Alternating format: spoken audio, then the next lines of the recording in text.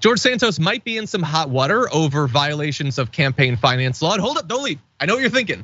I already know about this story or these many stories of his violations of campaign finance laws. No, I'm talking about a new one because it turns out there are yet more potential violations. So in this particular case, it dates back to when he was a candidate for Congress back in 2019. And at that time, he had a series of 4-figure donations from his campaign committee to a pair of local Republican groups, as well as Donald Trump's re-election committee. Now, all of that in theory could be fine, but there are a few issues there. The first is that the contributions seem to have never been received and may not have been donated at all. They were logged, but not actually done, which is suspicious. So by the way, since 2019, when he launched his campaign, that was more than 3 years ago, his campaign reported more than $9,000 in donations that do not align with what was reported by other groups. So someone's books are off. And what's interesting is that one of the donations, it's $2,800 to Trump's campaign, that is not reflected in his campaign finance disclosures. And that might actually be like the best interpretation, because if it was logged, that would exceed the cap on what you can actually donate. So best case scenario, he lied about making the donation at all, which already would open him up potentially to legal consequences. Otherwise, he just openly violated campaign finance law by donating more than you actually can.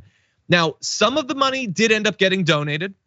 He donated tens of thousands of dollars to other candidates, groups, and nonprofits, including $2,000 to supposedly to Blake Masters, although the address for it wasn't real. So did he actually give the money? I don't know.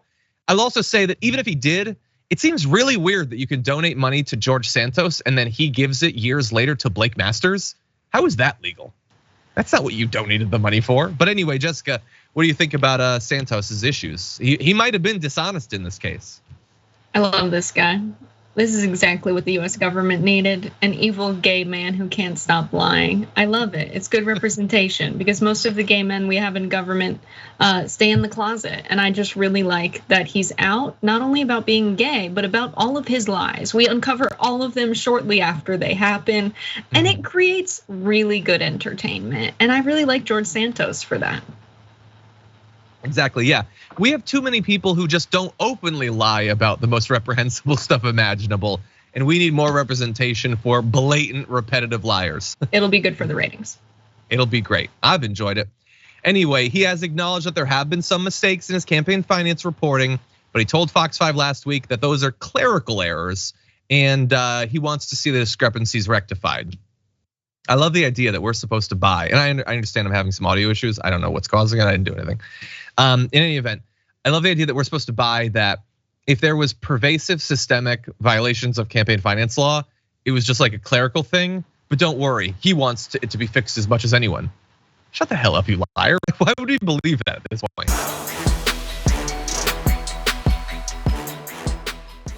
Check out the Damage Report podcast each day, wherever you get your podcasts, whether Pocket Casts or Stitcher or iTunes.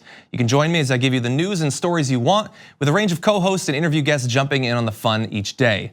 Again, that's the Damage Report, wherever you get your podcasts. And if you get them at iTunes, don't forget to rate and review. Sometimes I'll read them live on the show.